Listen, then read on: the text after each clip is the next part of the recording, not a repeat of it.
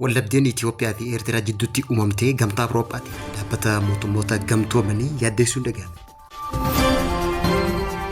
إثيوبيان وقاسة دي كيستي همبالي سينا جها دابتا يونسكو تي قلميسون همامي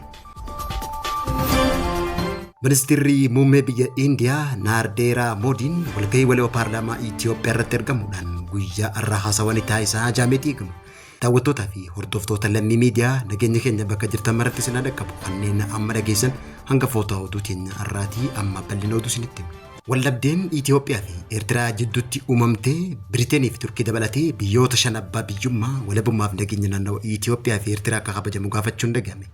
Afurri waliigaltee nagaa muummee ministeera Itoophiyaa Dr. Abiy Ahmed fi pirezidaantii Eertiraa Isaayyaas Afwerqii adolessa diidam barkumlamaa fi diidam keessa mallatteessan karaa nagaa fi dippiloomaasiitiin akka furamu gaafachuun dhagahame. Biyyoonni dhaabbata mootummoota gamtoomanii ta'an Kanaadaa, Jaappaan, Noorweey, Turkii fi Biriteen ibsa jimmata dabree baasaniin waliigalteen Aljeersii kan waggaa 25 dura Itoophiyaa fi Eertiraa jidduutti mallatteeffame akka kabajamu gaafatan. Biyyoonni kunneen waliigalteen Aljeersii Ambara di bakul sagal tadi Yohan Barokmalama Minister Mumme Durani Abba Mallas Zenawi Presidanti Eertiraa Isaayyaas Afwerqii jidduutti mallatteeffame qajeeltoowwan inni guddisu daangaawwan komishinii waliigaltee kana hundeesseef deeggarsa qaban ibsan. Gamtaan Awurooppaa waliigaltee Aljeersii fi daangaa komishinii daangaa hundeessee Itoophiyaa fi Eertiraa jidduutti guutumatti kan deeggartoo ibse. Gamtaan Awurooppaa akkaataa waliigalteewwan Barokmalama Aljeeriyaatti Barokmalamaaf diidama Asmaraatti mallattaa'een Itoophiyaa fi Eertiraan abbaa biyyummaa walabummaa fi nageenya naannoo isaanii akka kabajan yaamicha dhiyeesse. Gamtaan Awurooppaa gamalachuutiin wallabdee kamuu karaa nagaa fi dippiloomaasiitiin akka furan gaafachuun kun tasgabbii naannoo furtuudha jechuudhaan cimsee dubbate. Ibsi biyyoonni kunneen waliigaltee Aljeersii yaadachiisuun ibsaniin wallabdeen Itoophiyaa fi Eertiraa jidduu jiru kan isaan yaaddeesse ta'uu ibsan. Egaa miseensummaa IGAD keessaa baate Eertiraan dantaan Eertiraan IGAD keessatti argattu hin jirtu jechuun ibsite. Eertiraan miseensummaa biyyoota Afrikaa gadhiisuu qofa osoo hin taane Itoophiyaa himatti. Sababni guddaan Eertiraa miseensummaa IGAD gadhiifteefis Itoophiyaa ta'uu akeeka.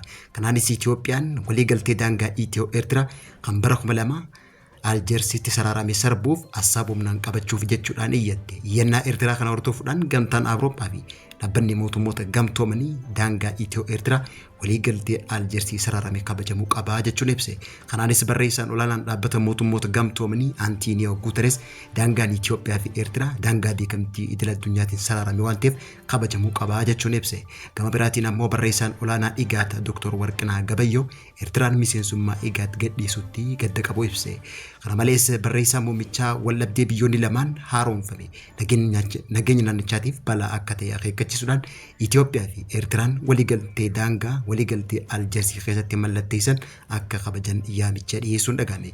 Ibsi dubbii himaa barreessaa dhaabbata mootummoota gamtoomanii Steven Dajurik baaseen waliigaltee nagaa Aljeersii wallabdee daangaa Itoophiyaa fi Eertiraa ifatti xumuramee fi hariiroo nagaa biyyoota ollaa lamaan jidduutti uumamuuf karaa saaqe mallatteessuuf guyyaa seenaa qabeessa jechuun ibsan. Itoophiyaa fi Eertiraan waliigaltee nagaa kan wallabdee daangaa jidduu isaanii jiruuf furmaata waaraa akka argatu kan gaafatu hoggaa ta'u nagaa waaraa uumuuf abbaa biyyummaa fi nageenya naannoo biyyoota lameen akka kabajan akkaataa waliigaltee kanaatiin yaamicha dhiyeessuu beeksisan.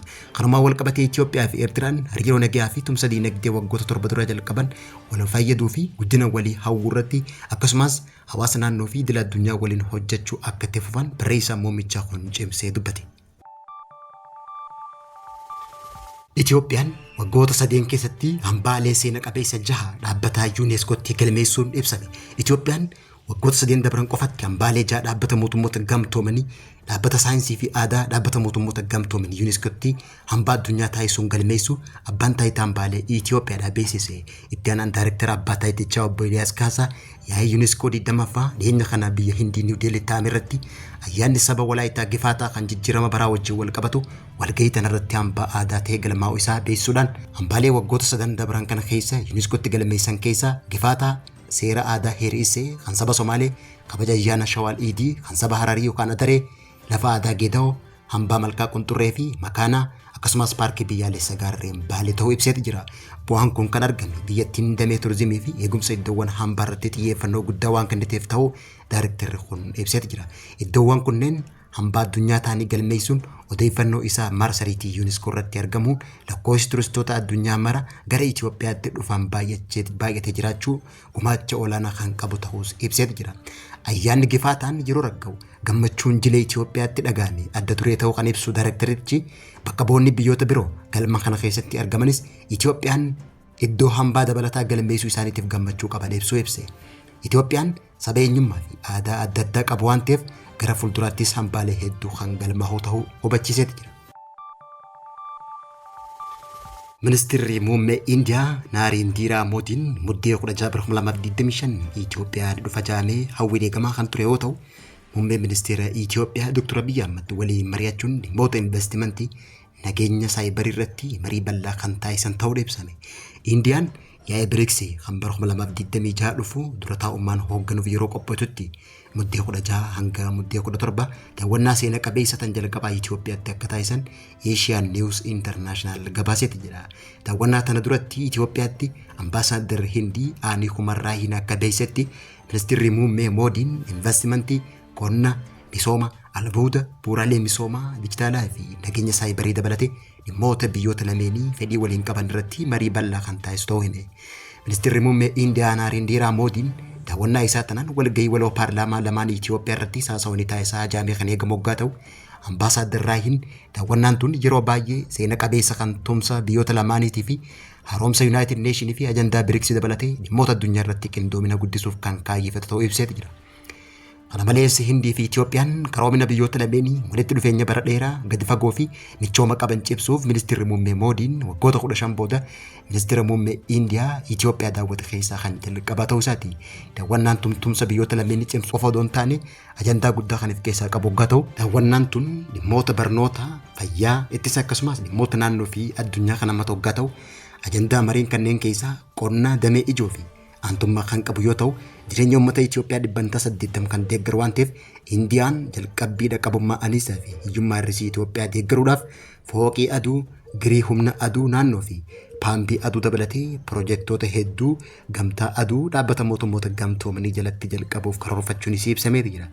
Ministeerri muummee Moodiin hawaasa Hindii nama 2500tti dhiyaatu kan Itoophiyaa keessa jiran wajjin wal arguun sagantaalee aadaa fi simannaa adda addaa kabaja isaaniif qophaa'an irratti ni hirmaatu jaameeti eegama. Ministeerri dhimma alaa daawwannaan tun biyyoonni lamaan michoota gloobaal kibbaa ta'uun waadaa waliin qaban irra deebi'anii kan mirkaneessu yoo ta'u, tumsa biyyoota lameenii gama adda addaatiin kan guddisu ta'uu ibseeti jira. Daawwattootaa fi hordoftoota lammii miidiyaa irraa oduun yeroo kanaaf qabannee dhiyaannee kan hanga ammaatti hordofaa turtanii turtii gaarii.